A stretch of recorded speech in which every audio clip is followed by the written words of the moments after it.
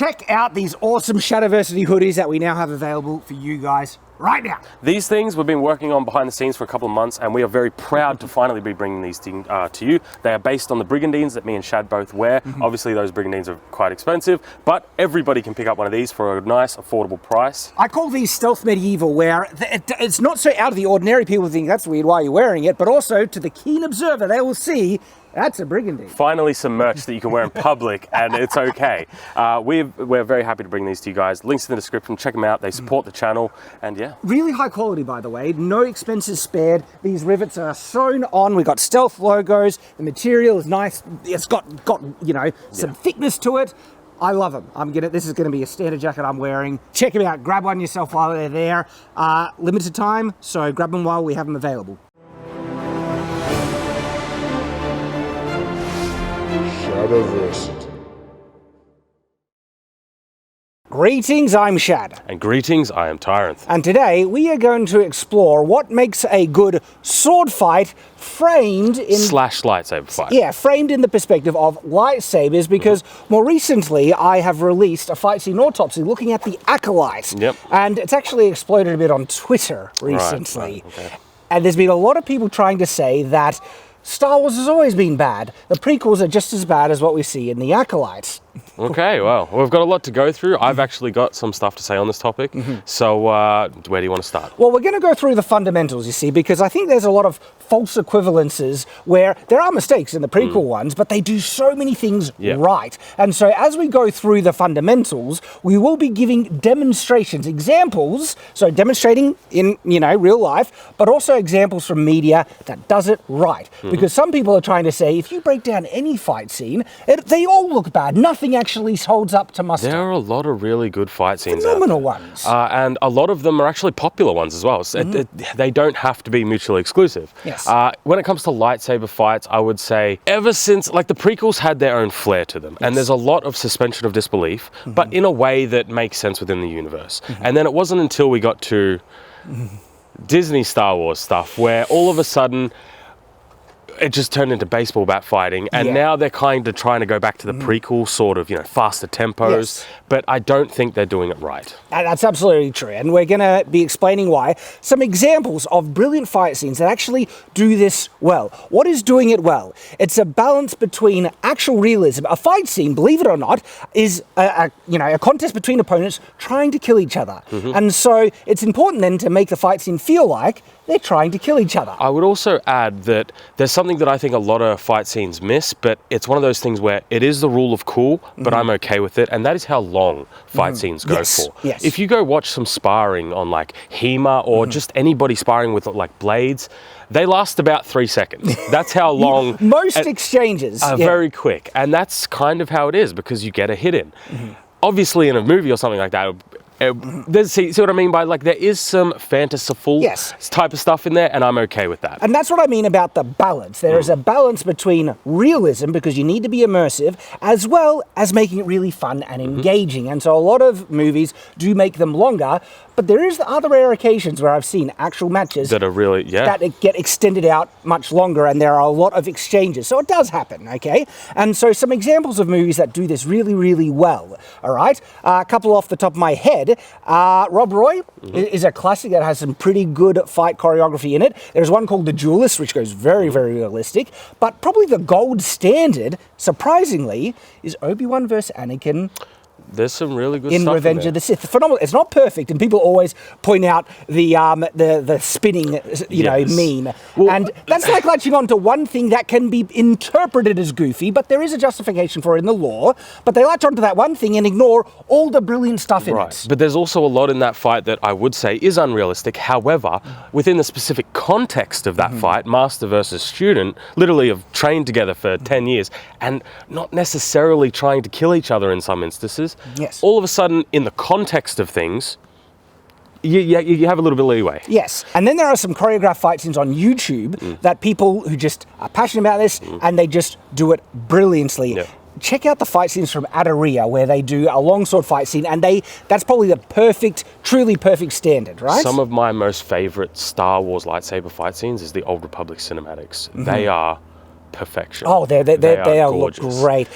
There is also the lightsaber fight scene that Corridor Digital did as I well. like that one too. That is brilliant. And there is a fan one, something called Someone versus Ryan versus Dorkman. Dorkman. They are some old school, throwback ones. But genuinely, I've taken a look at them. They're awesome, yeah. Near flawless. So you can absolutely hit that standard of something that looks actually real, but also flashy, and that's the standard that I hold all fight scenes to, and that's why I criticize the Acolyte so much, because it fails on these fundamental things. What are the fundamental things? These are the fundamental things that make a good fight scene. The ones that we've mentioned that succeed in it, they do this beautifully. Now, we are going to go through each of these points in detail, but the first one is aim for the opponent, not the sword. That can already be unpacked a lot. The second one is that usually, in most instances, your strikes need to be close enough to where they would have actually hit the opponent. Third, do not overswing. Fourth, avoid static binds in most instances. There are only a few exceptions. Fifth, hold a guard position on your sword. Don't just leave yourself open. And finally, the rule of cool only goes so far. It can be applied, but needs to be applied with understanding. And so those are the main points. And if you cover all those points properly, you will usually be able to make a pretty good fight scene if you keep it dynamic and flowing well. And so, well, let's start with the first one. Aim for the opponent, not the sword. And we're about to dive into that, but before we do, I am wearing some pretty awesome training gear at the moment. This has been provided to us from St. Mark's, and it is top tier stuff. If you guys are interested in getting some really, like we're talking about best of the line sword training gear that has all their padding and protection and stuff, check out St. Mark's. This is their sparring jacket. These are only padded gloves. I'll be wearing plated gloves and we get a bit more energetic, but they are decently padded and they look great. But St. Mark's, we have a link in the description. Brilliant, brilliant stuff. Okay, Tyranth, you were saying that there is something you want to mention before we dive into aim for the don't aim for the sword. Yes. So a pet peeve that I have when it comes to lightsaber fights, and it does apply to some sword fights, is the starting period of a fight. A fight very rarely starts off with people just swinging wildly. It actually kind of starts off with people testing their blades, getting the measure. And also you're figuring out your distance, you're figuring out, what type of, what they're doing, basically. The energy that the opponent is ready to throw against you is often just in this. And like, if you're, getting ready and you're doing this, you know that there's going to be something a bit more fast-paced. I never see this in any fights, ever. And I feel like there's always some good starting points. For example, if you present your blade, in something like this, you would want to... Just little things like things. that. Yeah, I think they add so much to a fight because they're so realistic. Well, let's quickly show some examples in actual free sparring between me and Tyranth to demonstrate. Okay.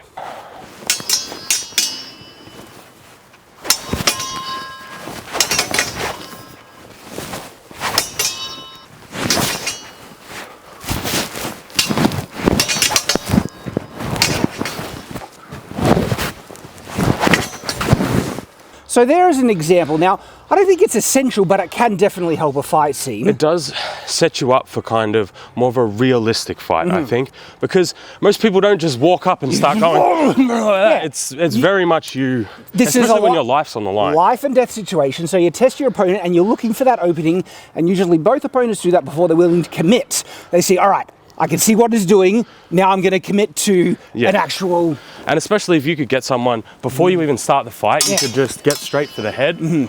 That's it. Why would you commit to these large strikes right out the gate? Now, what people also might have noticed in that fight, right? Any of the contact of blade was to get around it or through it to hit the target. And that's about understanding distance and measure and the intent. So in a lot of bad fighting, and you see this with people who just pick up the sword, they are afraid of committing and getting hit. And so they will keep at a distance, and they'll often just do this. They'll go like, oh, hit, and see this? We're only aiming for the sword. Nobody's in danger here. And usually, and you could have seen when we were doing it, we were either going for the hands or trying to go straight for the head. There was one or the other. Looking for an opening. And that type of stuff, it might look like we're at the same distance, but their type of strikes really show, especially when you're this far away and just going like, that classic, sight. useless. Yes. Okay.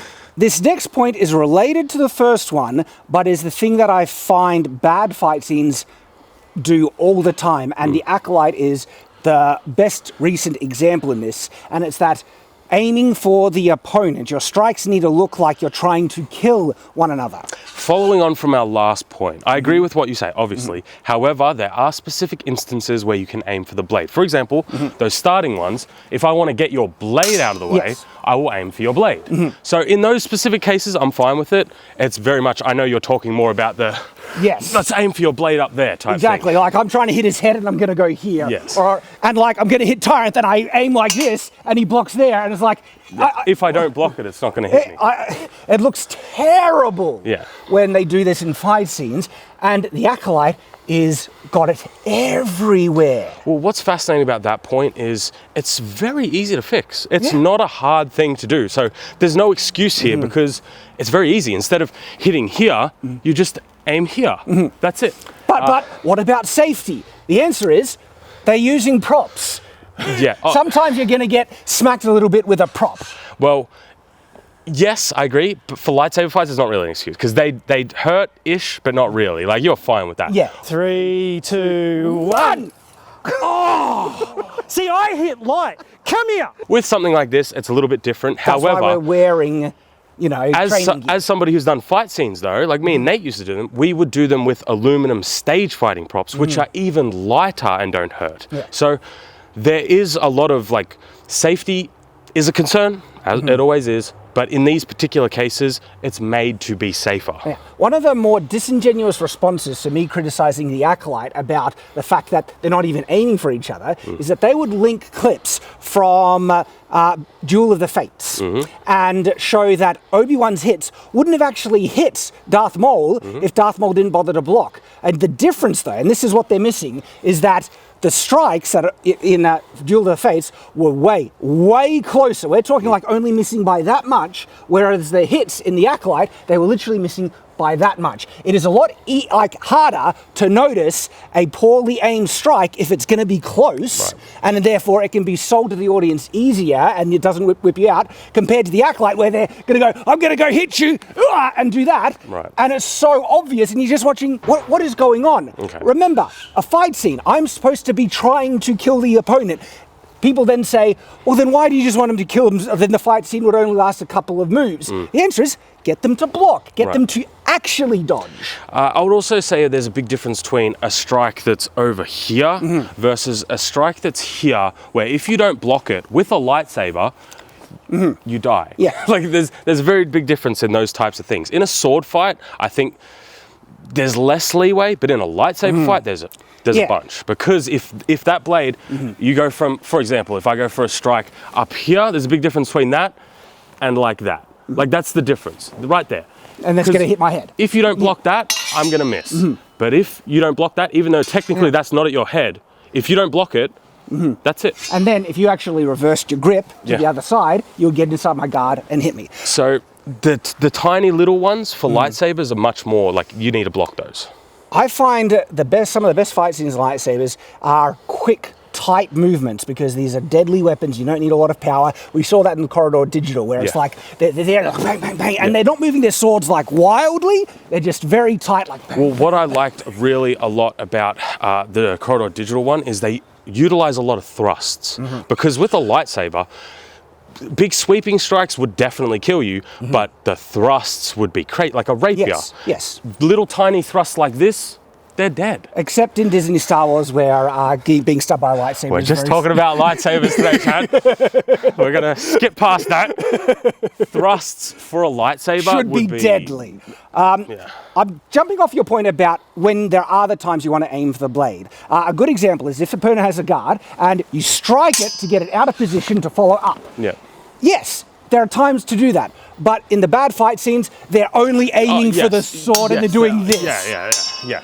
Useless, and it looks horrible. Okay, so now going back to the, you need to aim for the opponent, okay? The reason why this is important is that you want the fight to feel real. It is like, but there's laser swords and this is fantasy. It is like, that's one of the more disingenuous arguments that you find. We understand that we can accept, all right, yes, laser swords exist, but you know what also exists? Gravity and basic laws of physics. And it should be the intent of their characters. And so there are things we can accept, but then there are established, realistic kind of things that are in play that we're not going to ignore.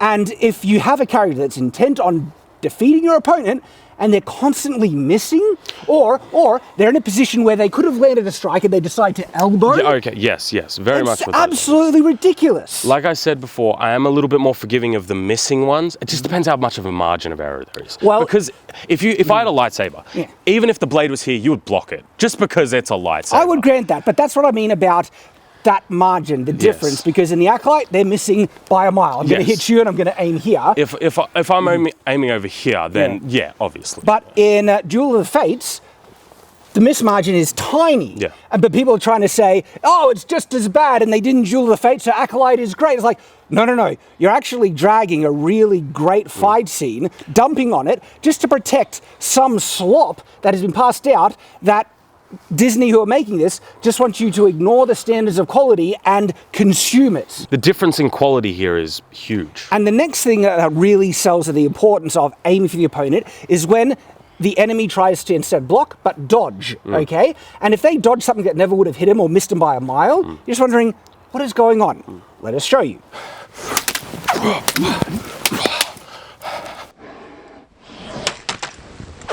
Now, just to go slow, let's show one out of measure. And so you're coming in, I'm block, and then that, and you still dodge. Yeah. Like, try and do the dodge and compare it to when we're in measure. Yeah.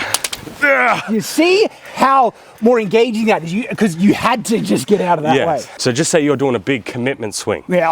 And you're kind of there-ish. I would dodge that just to come back in with it. Where that's not what happens though. Yes. It's very much like do a downward strike. They do a like that. And they miss completely. And then they go to do another one and then they block that one. It's like, and you aren't that, this is unrealistic. And let's show towards the camera. So the one where I'm aiming for you versus not. This is not aiming for you. And then they go for a strike like that. And then one, miss, by the way. One where you have to dodge.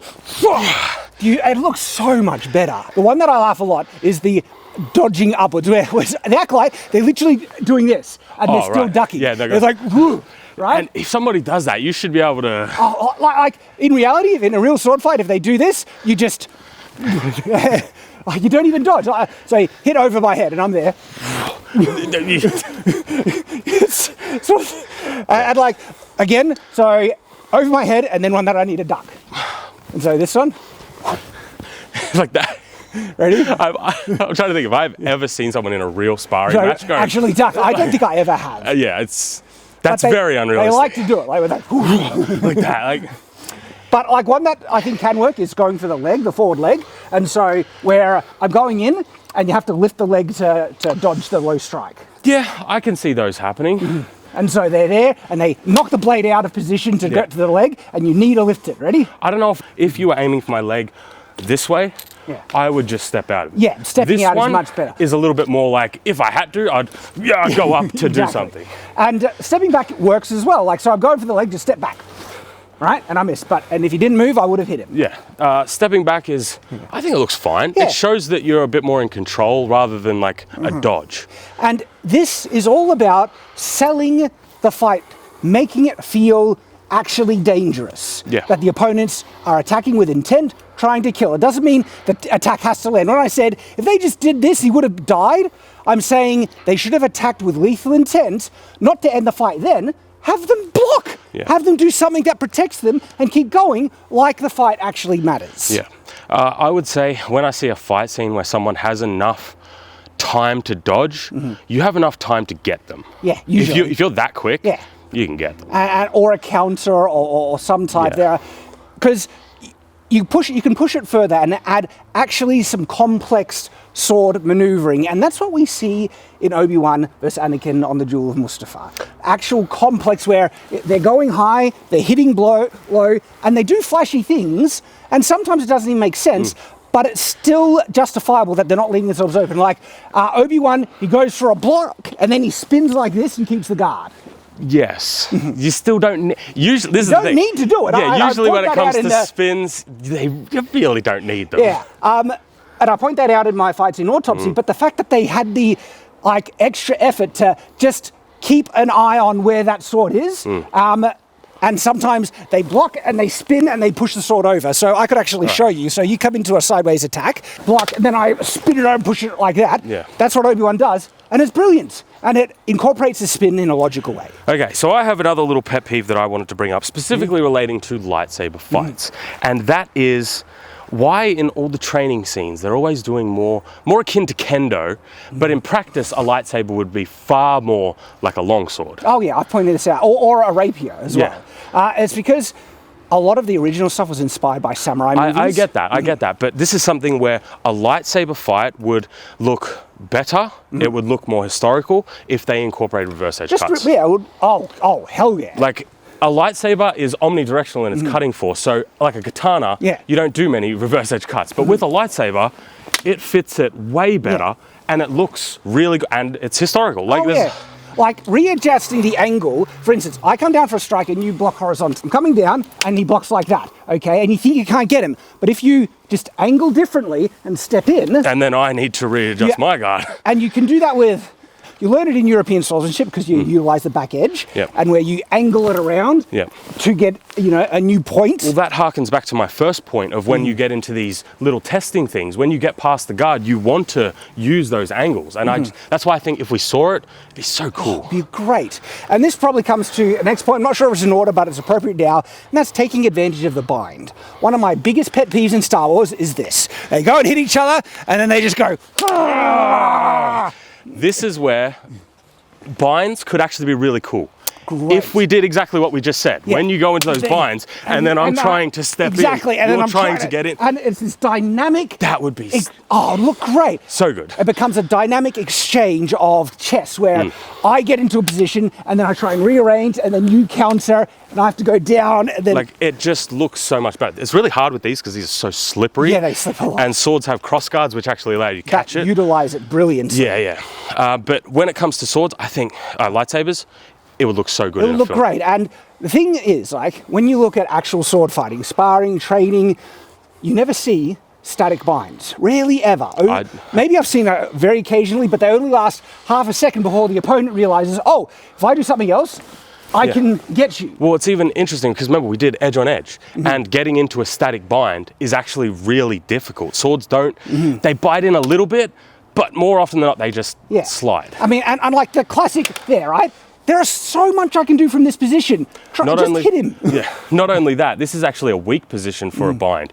If you're in a bind, here is where you're strong. But you can use their pressure because you start pushing. And then I can, like, there's a lot of different things you can do. If there's a lot of pressure on this blade, pushing hard, bang! And you got me. Exactly. And so using the opponent's, like, pressure and what they're pushing with against him is just common swordsmanship. Yeah. But instead, like, one of the worst ones is Rey versus Kylo, where Rey's like here, and she like starts thinking, and I'm just like, do something! Do something! There's so much you can do from this position! It is one of those things where, maybe this is one of those situations where a duck would work, where you just... Exactly! Yeah, what though? Seriously, do it, right? I'm like, ooh! Like, that is where a duck, I would be like, okay, I guess, sure. So it happens so often. Like, and not just in like lightsaber fights, movie choreography. They have this hard-on for that dumb move where they do that cross there. One of the worst is in Mulan, the live action. What baffles me more is like, we're not the best in the world at all. There are people out there way better than us. Why don't you just hire one of them? Adoria are literally a choreographed company. They do so good stuff. Like, they could hire them and have some of I'm not kidding, some of the best sword fighting we have ever seen in large production film. And it's still engaging. It still has a little bit of suspension of disbelief, and it's it incorporates historical moves, and they follow every single point we are addressing right now. Aiming for the opponent, don't aim for the sword, get rid of the static bind, and let's go to the next one, which is don't overswing or telegraph. So often, like we see it. Hold on. Telegraphing is an interesting one because there's context there. Okay. General, you can telegraph to feints. Yes. There's 2 points here I want to bring up. Okay, so you bring up don't overswing first, and then we'll talk about the other one. if anyone has even tried doing the most basic like training and swordsmanship, seeing someone do this, so I'll get some, do this, right? Yeah. Now, sometimes I do when I'm trying to hit through a tough target on cutting. Yes. But when I'm actually just wanting to get the opponent, you end in a guard, right? But overswinging, so if I'm going to overswing and I'm like, he just hits me. I'm wide open. Yeah. Look at this. And so, again, if you're going to do that to me and you're going to overswing.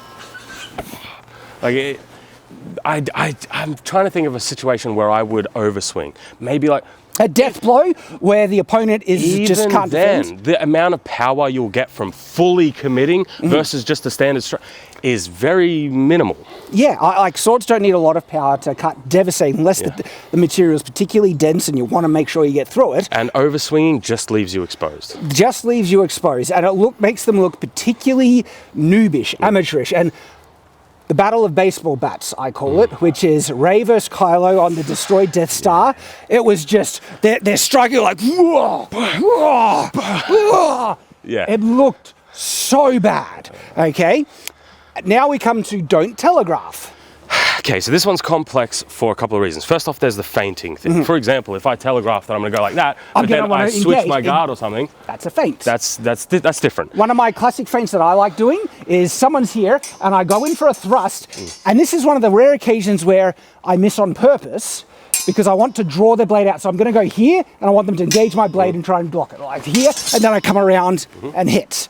It's surprising how often that works, by the way. It works a lot. Now, feinting is an interesting one because in stage fighting, there is a lot of telegraphing so that someone, because it's not real fighting. So for example, if I was in stage fighting and I went like this, I would kind of point my elbow where I'm going to go so you know where I'm going to go. That sort of stuff does happen. I think a good example of this, I think they did it on Pirates of the Caribbean, Dead Man's Chest. They did a lot of repeating moves and a lot of telegraphing because they're on a wheel, they have to do that. So there are situations where telegraph... up, down, you see a lot in Pirates of the Caribbean, which is just like bang, bang, bang, bang, and they're moving back and forth. Yeah, they do that simply to keep actors safe and so that they can create a believable fight. Yeah. So in those cases, I'm okay with it, but we're not talking about that though. Yeah. We're talking about like in fights where they go... like that, and they have this massive wind up, and they you can see it a mile away. And oftentimes during the wind up, if someone goes to telegraph, you just hit them because they've got such do like a big one, like just, it's shockingly amateurish, but we see it so often. Big telegraphs, big overswings. When sword fighting, especially when you get. Have a look at that small example we gave where we're starting it. All those strikes are really tight, They're small. Little tight ones. I'm just trying to I'm get not telegraphing advantage. anything. I'm kind of just snapping as well. We don't want to actually let anybody know what we're doing. And that's more realistic. if I get a little snap, doesn't need a lot of power, on your hands, I can disarm you and it's game over. Yep. Okay? And so this whole baseball bat stuff, I'm sick of it. We see it in all over. You're sick of it? Does that imply that you liked it at some point? No, I'm getting fed up because we're seeing it so often. Yeah. And they're trying to say, it was always bad. Have a look at Anakin versus Obi-Wan, right? Yeah. Like, they are doing tight swings, and am I overswinging when like that exchange was beautiful? I explain how the repetition can sometimes work, but so much of it is tight, quick movements. And this is a point that I really want to drive home. And I think anybody who's actually sparred or like trained with an individual, over time, you get in sync with that person and you can just pick up a sword and kind of just go, right? Yeah. That's something that me and Nate used to do all the time.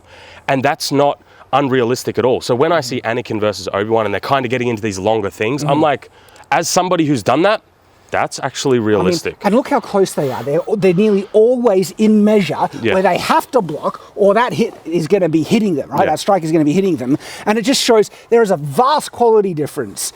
And then people say, oh, they also missed sometimes when they're only missing by that much versus wide swings. And do remember, like we said with the missing thing, there's a difference between a miss like this and if I change my guard at the last second, all of a sudden, it's no longer a miss. Those are very different versus a miss that's over here, so, over that way. It's really depressing to see people misrepresent great fight scenes, but the past brilliant ones in the prequels, just to try and excuse the inexcusable slop we have in more recent examples, like The Acolyte. The one it's not even a point. The one thing that I will give them credit for is at least it's not Rey and Kylo. Like this is better than that, Shad. It is. Like to me, the movements are just as bad. The only improvement is that it's a bit faster. Which is an improvement. Is an improvement, I'll grant it that. Yeah. But not a lot. Like, I mean, I do not give them a free pass on the horrible moves, the fact that they're barely hitting each other, the fact they're often kicking or elbowing when they could just strike with the blade. And it ruins your investment. I'm watching this thinking, why are they being so dumb instead of enjoying a brilliant exchange of and in the conflict, wondering who's going to win? Well, I would say it's still a step up from something like Kenobi, where I couldn't even see what's happening because the camera's just like this. So at least we can see kind of what's happening. Kind of. It's pretty dark as well. This next point is a small one, but it actually adds a lot. Hold a guard up, okay? When you fight, don't just be like, yeah, or do something. And look, I have to give it, this is silly. This is dumb, okay? This is dumb. That's not a guard position. You do that to me? Your hand is chopped off. Yeah. One of my favorites is the Fool's Guard. I love the Fool's Guard. Yeah. It's a very simple down like this, and the reason why is because if somebody thinks you go to strike, I've got him. Yeah. Simple as that. One of my favorites actually Plow. There are variants, and these are from the German tradition. They have different names from the Italian. But just the standard, you see it in Kendo a lot, and I will go between this and Fool oftentimes. Yeah. Okay? But when I want to draw someone in, I'll go with Roof. Yep. I also love long points. Long point is great. I love long points. And so there are variants. And one of the things that oftentimes bad choreography doesn't understand is that a lot of strikes travel from guard position to guard position. So if I'm here and I go lean in and strike, I will end there, which is another guard position, because if I go there, and I don't mind that there isn't guard positions. I mind that they don't start in them. That annoys me, because you're getting started, you're going to be in a guard position. The Kenobi one comes to mind is very much.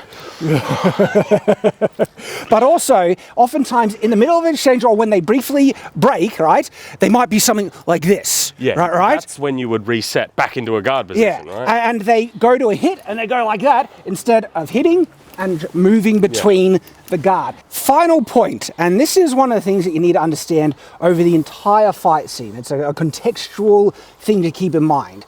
The rule of cool, okay? It can only go so far. It is great, and I think it should be used to make things look really great. But if you push it too far, you can just end up doing something silly and you're wondering, what the hell was that? Yeah. And so a couple of examples like reverse grip. We've already done a very long video. Detailed video. It's terrible because you have no leverage, basically. It's hard to get strikes for this, and I am always kind of in a weak position. It restricts your range of motion and movement. It restricts your reach. It's awful. There's a reason why barely anyone did it historically. Only occasionally might it come up in a transitory kind of position, if it's a grapple or something like that. Most of the time, it's never used, but people think it's so cool. It's just super we're not. So many people have talked about this. It's just a bit ridiculous. Next are flourishes, and so I love flourishes. I think they're great. Right now, the context though. There's context because Obi-Wan vs. Anakin uses it brilliantly and poorly. There's both. So one of the favorite ones, we've tested it, it doesn't work, but it's believable enough. It's the backspin block. He comes in and then he goes for a backspin, blocks and there. blocks like that. Yeah, it's brilliant. So I was going there and he goes, oh, and then you have to block and it. you have to block. Looks great. It looks great. Not practical. Ridiculous, but cool. I think that's a perfect example of rule of cool just on the line. Yeah. And by the way, what people don't understand is that there are historical flourishes that actually utilize proper movements. Let me show you. So I'm here and I go. Yeah. And there's also kind of bigger flourishes with larger swords to keep the momentum going, things like that. I wouldn't flourish in the middle of a fight though. And this is something that happens with lightsaber fights, like the Anakin one, that's a good example. Maybe if I'm walking up to my opponent and I kind of just, let's go for it, sure. But apart from that, I don't really see much value. But there are historic ones. This one, right, is a transitory where I strike low, but then I flick to a back edge and then come and return. And so it's just bang, bang, bang. Yeah. Okay? That is actually a very flourishing kind of spin move. I don't see it as a flourish because they're all strikes. They're all valid strikes. I consider flourishes, now this is just my personal definition, I consider a flourish to be not really valid strikes, more just like a bit of a show-off type thing, you know?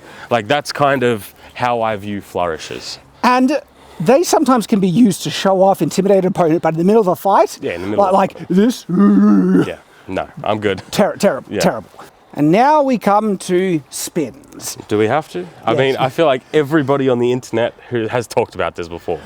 Spins are Mostly useless. with some exceptions. What are those exceptions? When you do such a strike, right, where you need to overswing and you hit, right, and spinning with the momentum would be just as fast as reversing and bringing it back. The only time I can think of a spin being kind of valid is with something really large and say I go for a transitional to the other side type thing, right? So I'm like this, maybe like crowd control, right? And then I'll step into it and then I'll go the other way. That's where I view spins as, yeah, okay. Well, see, my position... But that's a contextual thing. It is contextual, and one of the credits I give Anakin, I forget the exact move, so I'll do a different one, but it's, you know, it conveys the same thing. If your sword ever gets to a point where it's pointed behind you, right, it's very easy to just pivot and go in reverse.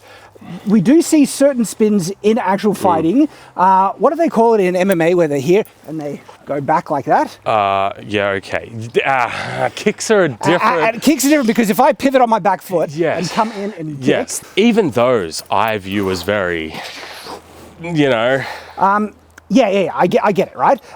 But in sword fighting, right, if I came in for a big hit and I just go, right, it's hard to sell. It's hard to sell. But I think sometimes you can pull it off. No, like if you catch me off guard, it's like a one type thing. You know, like I'm pretty sure there was that famous clip of an MMA fighter doing a spin, like a roll once. Once. It's just like, because you can pull it off doesn't... Just that one time, because the next time you do that, the moment you've spun and your back is just exposed, I am just gonna boop. Yeah. That's it. Like. Did I almost block it then? You didn't. Damn. I got you straight. Boom! Yes! Use case. That's it. The ones that I can give a lot more charity to is when they do something to protect themselves during the spin. So, Obi-Wan, where he comes up and he does that and he keeps the guard up, okay? Or you spin and you fend your back, where you come in and you go hit back like that. I think this just lands on, I can accept it with the rule of cool if you protect yourself while doing it. For a fight scene, sure. In real life, I'm a little less so. In real life? No, they don't work. I'm not saying they work in real life. Yeah, in a fight scene, I can take that. I can agree with that, especially if they're doing a block or a guard while they're doing whatever. I'm cool with that. But in a realistic situation, nah.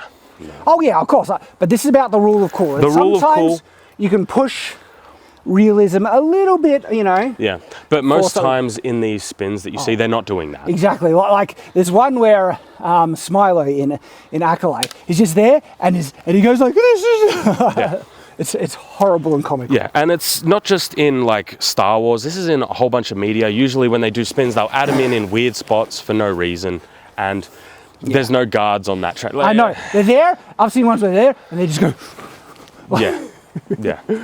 I'm still trying to figure out, I want to remember Anakin's one because he does this one where he does overswing and he's really fast and it's like, he just comes in.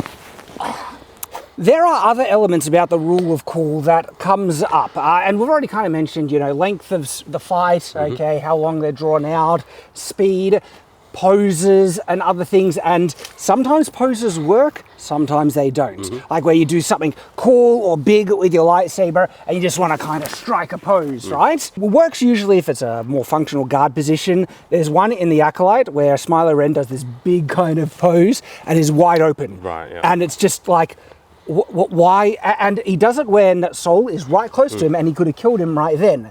And it breaks your immersion because it just makes them look silly. And then Sol moves back and poses as well. It's like, If I was to distill down this entire video into some simple dot points for things that I think make a good fight, I would start off in a guard position, in a realistic guard position. I would start with some testing, you know, some back and forth, see how that works, measuring distances. Have short bursts of action. We're talking, because we're going to have a little bit of a suspension disbelief, let's say 5-10 seconds, and then a bit of a rest again, maybe, you know, engaging again.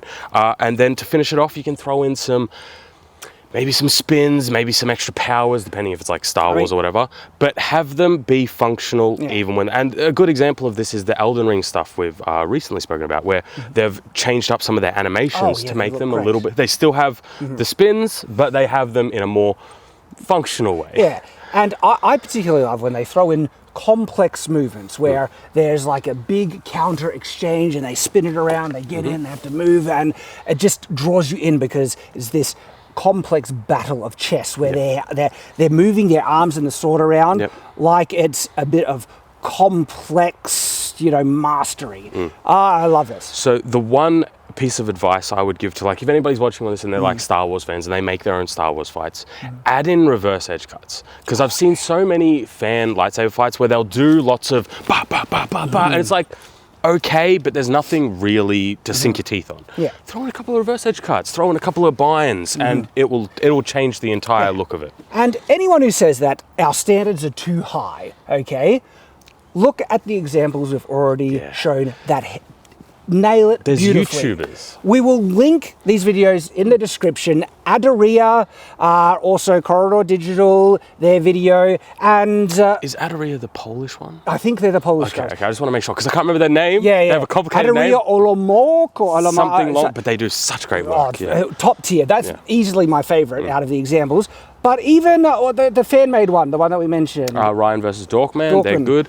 Go look at the Star Wars Old Republic cinematics. They are perfection. If you want proper lightsaber fights. Or just watch Obi-Wan versus Anakin Battle of Mustafar. There's some things here and there. You can check out my fight scene autopsy on it, where I explain why it's so good, okay? These are the standards. It absolutely can be done. Anyone saying that, oh, if you break down any fight scene in detail, it always looks like crap.